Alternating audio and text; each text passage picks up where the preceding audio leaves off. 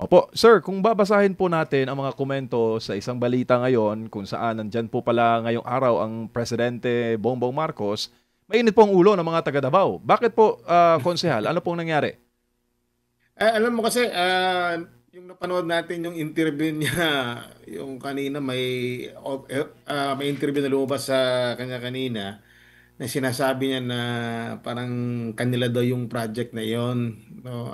Yung nga, doon na medyo sumama ang loob ng mga taga Davao because alam naman talaga ng mga taga Davao na ang pasimuno talaga ng project na yan ay no less than the former President Rodrigo Roa Duterte.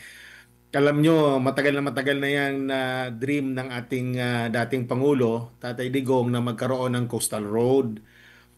During pa yan sa namiging mayor pa yan siya. Nung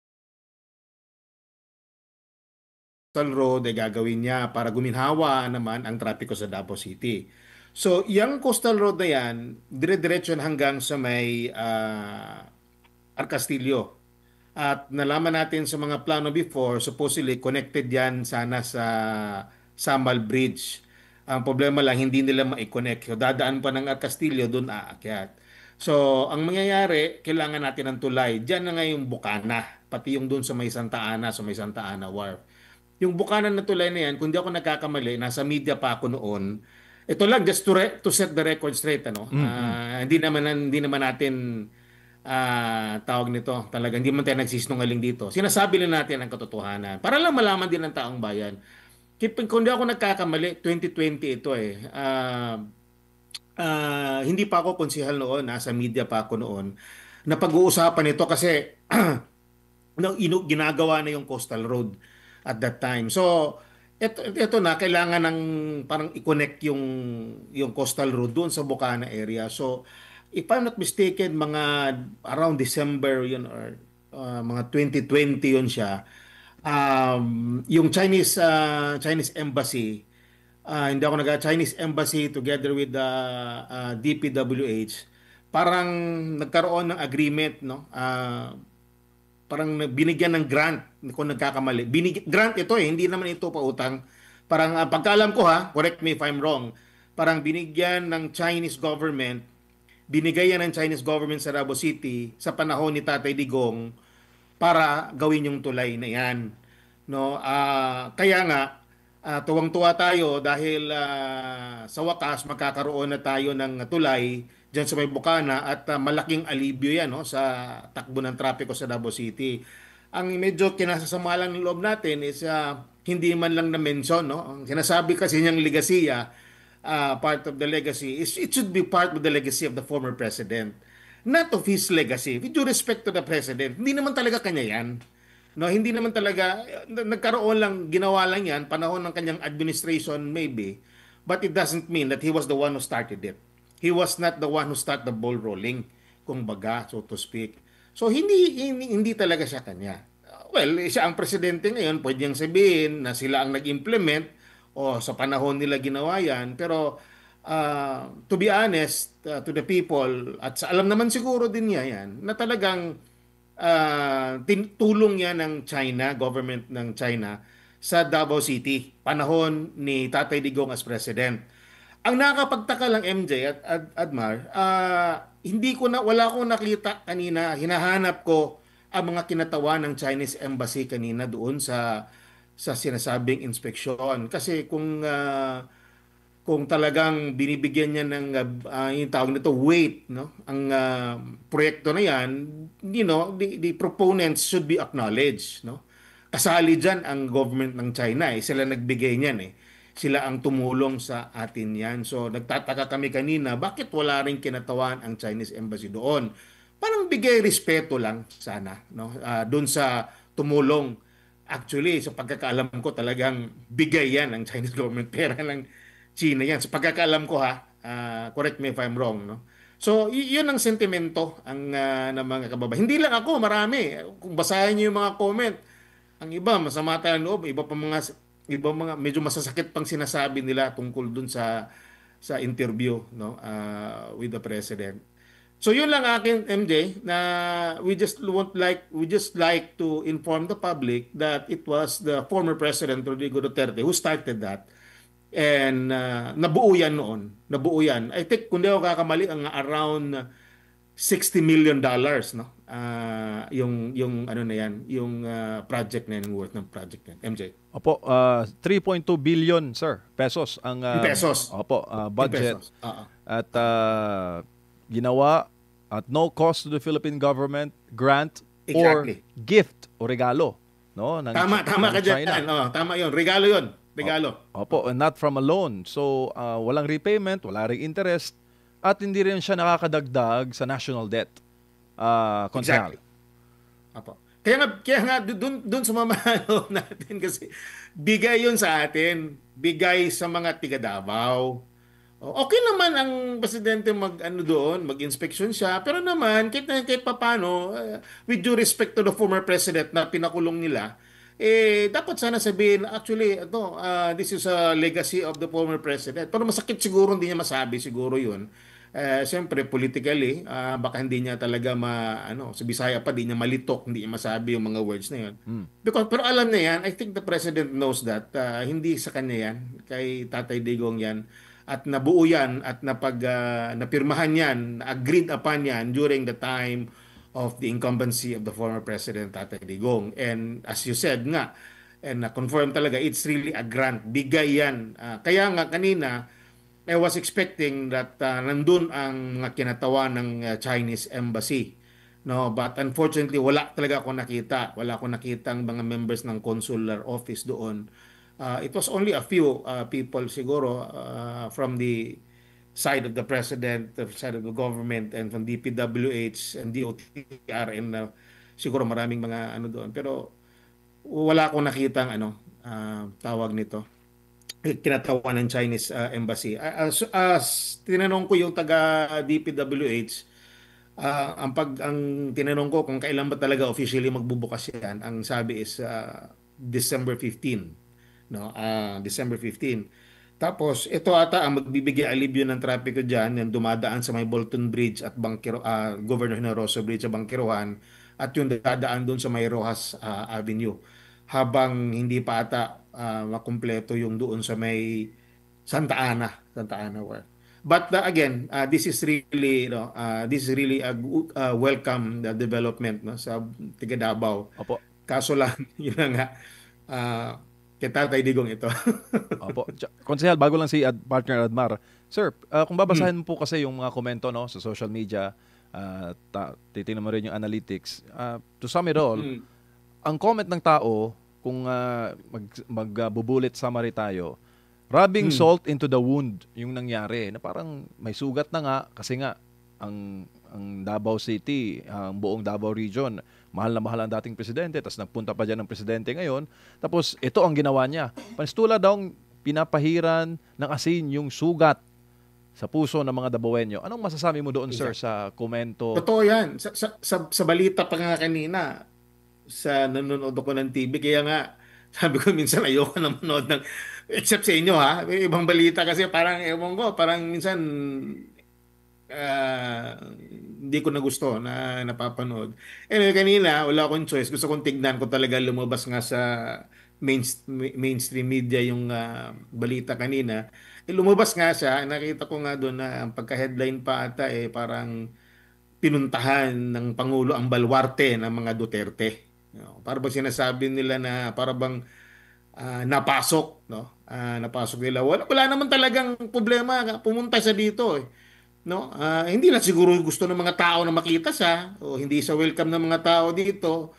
Kasi nung paglipad ng chopper nga kanina, may video ang sinisigaw Duterte.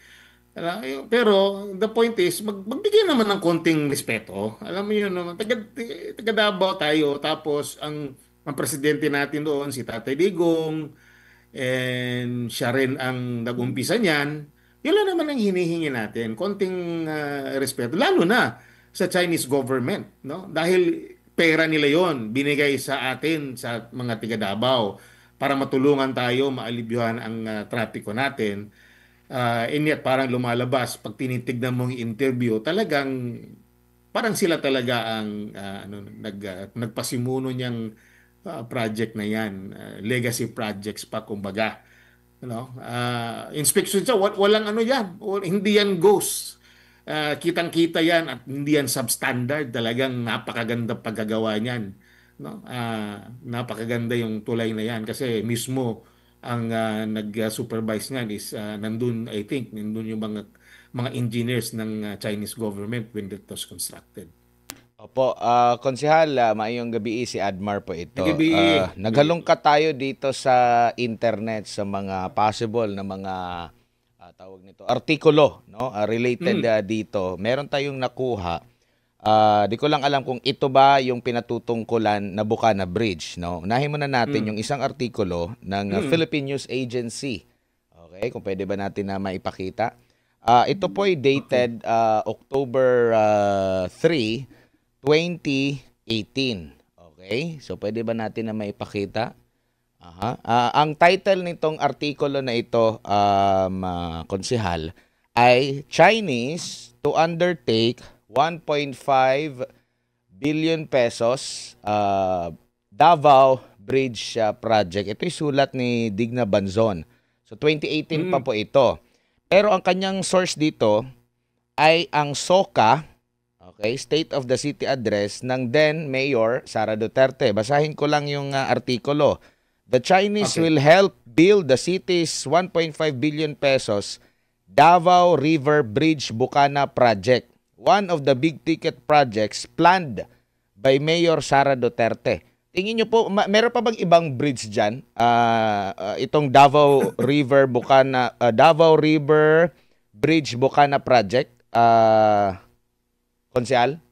Or klaro ito na yun? naman masyado yan. Klaro, wala na ibang Bukana Bridge dyan. Yan ang talaga yung nakasaad dyan sa artikulong yan. Yan ang pinag-uusapan natin. Wala nang ibang tulay dyan. Tapos, iba naman yun dun sa Santa Ana eh. Opo. Iba yan. Tapos, ito October 3, meron din tayong nakuha. Exchange of letters naman ito. Ang next natin ay pakita ay itong liham naman. Masyado lang maliit pero basahin ko lang. Ito naman ay may petsang November 20, 2018. Ang pamagat nito, ito'y nakuha ko sa judiciary.gov.ph e-library. Ang pamagat nito, exchange of letters on project of Davao River Bridge Project, Bukana. Okay? So, ang pinadalhan nito, ang nagpadala nito ay ang Chairman of China International Development Cooperation Agency, the People's Republic of China, pirmado ni Wang Xiaotao, at ito'y kanyang pinadala kay then Secretary of Public Works and Highways ng bansa or during Duterte administration, itong si Secretary ngayon ay Senador Mark Villar. So basahin ko lang yung ilan dito. Sa mga kataga, sabi dito, on behalf of the People's Republic of China, I have the honor to confirm that our two sides have, through friendly consultation, reached the following agreement. According to the consensus reached by the leaders of China and Philippines, the Chinese government agrees to help the Philippine government to implement the Davao River Bridge Project Bukana. The project includes the construction of bridges, roads, and related ancillary works. The total length of the route is about 1,340 meters, including 477-meter long bridge. So sinabi rin dito sa number 2 yung role ng Pilipinas. Kagaya po ng responsable ang Pilipinas for providing land for construction, demolition of buildings, resettlement, lahat, no?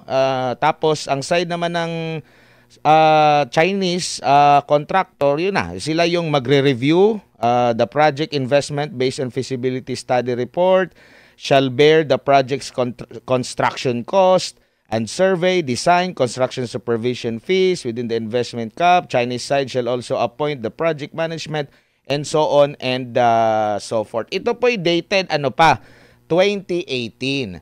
At ang mga proyekto naman natin, lalo na itong mga big ticket projects po, Konsehal, hindi naman po ito na, napag-isipan ni BBM ay 2022, diretso agad na i-implement. It so happen lang na ito'y na timing, na abutan doon sa pag-uumpisa ng kanyang termino, doon din nag-umpisa yung project. Mahaba pa yung ano niyan eh. Nabanggit nyo nga po, matagal na pala yung pinaplano. Hindi naman yan kagaya ng insertion na mabilis na magko-construct agad ng flood control projects sa konsehal. Malinaw na malinaw itong mga artikulo na ito po. Opo. Opo. O yun nga eh, yan ang hindi, yan ang hindi ko maintindihan. Klaro naman talaga from the very start, it's not really, it's really Tatay Digong's legacy. I don't see, I cannot fathom the reason why kanina yung interview niya, bakit niya sinasabi na parang kanila. Ano? The record shows, the documents have proven that it was during the time of the incumbency of the President Rodrigo Roa Duterte that was planned out and materialized. And kaya kasama nga dyan during the time of then Mayor Sara Duterte, who was the Vice President now. Kasama sa dyan eh. Kasi alam nyo, yung mag-ama na yan, they really work hard for the development of the city of Davao. Kaya kung may magandang plano, talagang pinag-uusapan niya ng dalawa. Alam naman natin yan, hindi naman pwede na may plano ito, isa ay hindi, mag-disagree. They all agree on such plans. And tingnan nyo na ano nangyayari sa Davao ngayon, napakaganda. Alam mo, ito, tinitignan ko itong tulay nito, napakaganda ito, para kang nasa ibang bansa. Para kang nasa ibang bansa. Yung kakagaling ko lang sa labas, ito yung parang nasa Hong Kong. Alam nyo, yung tulay doon, I forgot the type of bridge there in Hong Kong. Pati ito, parang ganito rin yung itsura ng tulay na tatawid ka ng Macau to Hong Kong. Parang ganyan eh. Ganyan ang pagkagawa, napakatibay, napakapulido ang paggagawa. Napakaganda talaga. Malayong malayo sa mga proyekto na ipinapatupad natin dito na kung ilang taon lang ay biglang bumigay. Saan mga yun? Yung napaka malaki na bridge biglang gumuho na wala man lang lindol. No? So, ito ang mga ligasiya ni former President Rudy Duterte. And just, yun na naman ang hinihingi natin eh. Kunting acknowledgement lang naman. Opo. No, hindi naman natin sila binabastos dito. Ang mga Dabueño hindi bastos. Tayo hindi tayo bastos. Hindi, pagpunta nila dito, kahit nga si Senator Trillanes, former Senator Trillanes pumunta dito, hindi nga siya binato. Hindi nga siya binastos, tinapunan ng kahit ano. Wala. Pinabayaan siya. No, hindi tayo ganoon eh. We are decent people. Kaya, although, of course, kung may lalabas tayong saloobin, talagang nilalabas namin. Pero hindi tayo yung nagpapakita ng parang masamang tao tayo dito sa Davao City. Opo. Yung pinapalabas na natin sa loobin natin. Opo, naalala ko po nung may programa pa yung Gikan sa Masa para sa Masa sa SMNI na yon na part no, yung kakabalik lang ni former President Rodrigo Duterte sa Gikan sa Masa para sa Masa sa SMNI na program na po niya. Nababanggit din ito kasi during sa first part ng Marcos administration, natanong sa kanya kung okay ba sa kanya na ganito ganyan. Sabi niya, wala namang problema sa akin kung ako yung nag-umpisa, iba yung nagtapos ng programa. Bigyan din siya ng credit. Yun pa nga si FPRD kasi parang nakasanayan kasi natin dito sa bansa, parang ano na yung credit grabber, no? Pero sa kanya parang wala sa akin as long as maumpisahan, matapos, wala lang sa kanya. Pero ito nga yung parang kakapalan ng mukha na kumbaga hindi mo na nga in-acknowledge, parang yun pa yung sinasabi na parte ng legasiya, no? Kumbaga lalo lang nagke-create ba ng division itong mga ganitong pahayag ng presidente po, konsehal? I just wish that he would really be honest, be true to his words when he talks. But sometimes kasi alam mo naman minsan masyado siyang bulol, minsan hindi natin maintindihan yung sinasabi niya. I don't know what's causing that. Maybe your guess is good as mine. But yung the point of nandito siya tapos alam niya na inumpisahan. Sabihin na lang natin, sabihin na lang natin for the sake of argument, he can be part of it dahil sa panahon niya. Okay, sige, bigyan na lang natin na ganyan na natapos yan sa panahon niya. But he should also acknowledge the one who started it. Ganyan naman tayo, di ba?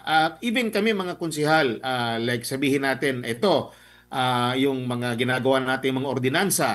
No, naumpisahan ito ni Councilor Pilar Braga o naumpisahan ito ni Councilor ganito ganyan.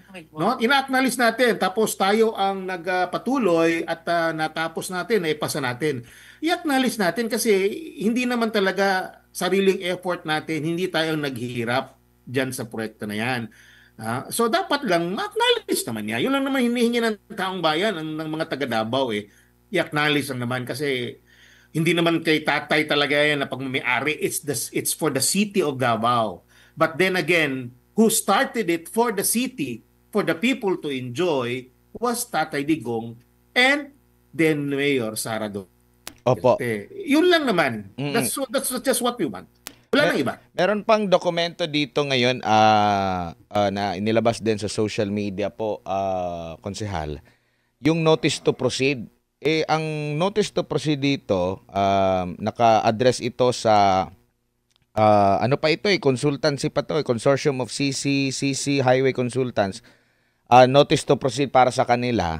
Ang nakalagay pa nga dito, consulting services for the conduct of detailed engineering design, construction supervision of China Aid localized project for Davao. Ito po ay kanyang natanggap ang notice to proceed July 1, 2022. Kailan ba nanalo si Bongbong Marcos? May, June, July, after ng 2 months. Alangan naman after ng naka-decide agad siya na gumawa nitong tulay na ito. Konsehal, no? So ito yung mga ebidensya ngayon.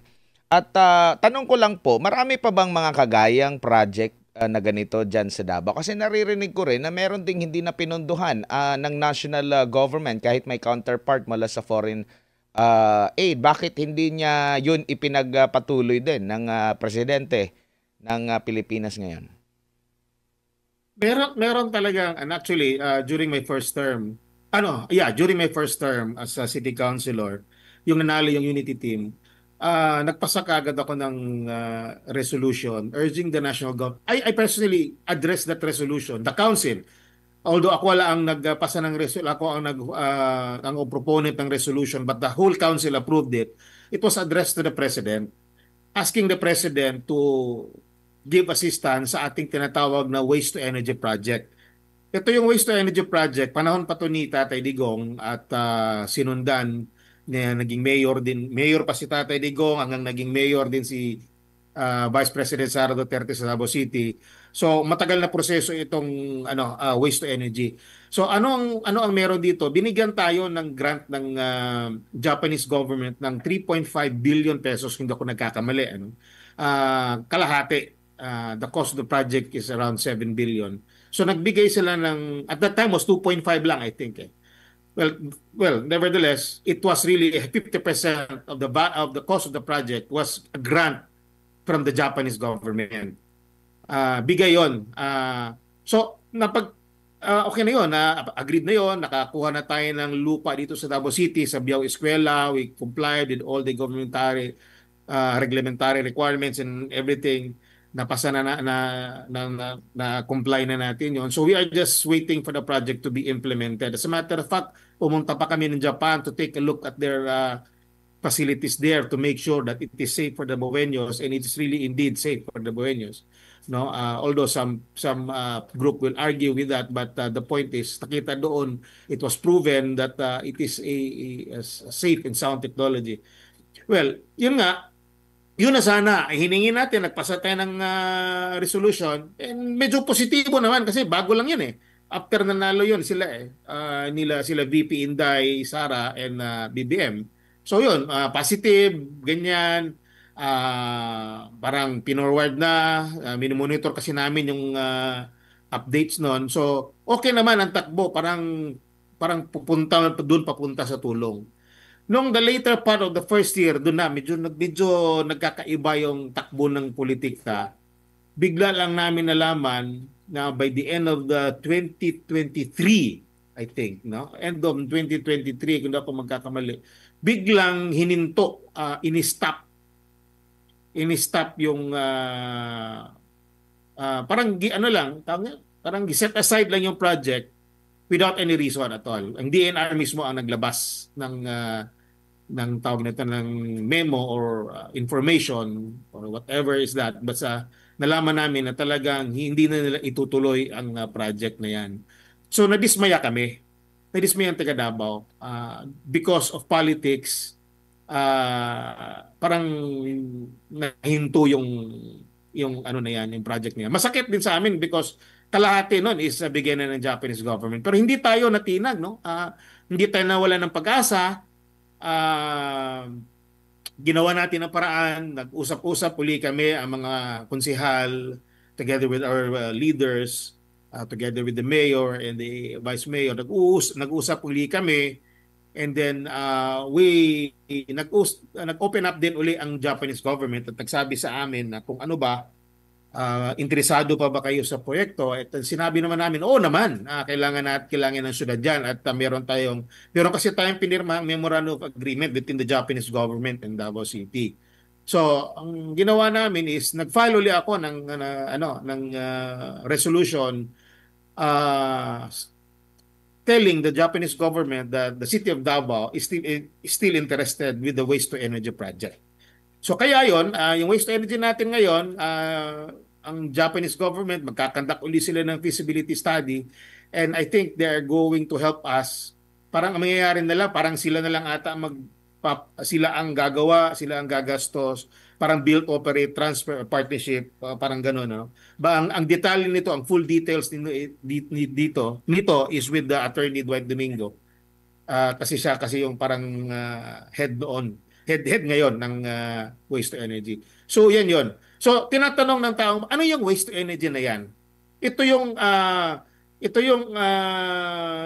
teknolohiya kung saan yung ating mga basura ginagawa natin, nilalagay natin doon sa facility ng waste to energy at nako-convert into electricity. Initially, ang sabi ng Japanese government, they are going to build a plant which can generate around 12 megawatt of electricity. So, parang para tong biomass, parang biomass kung ang kategory nito, no, kung sa DOE, parang biomass ito kasi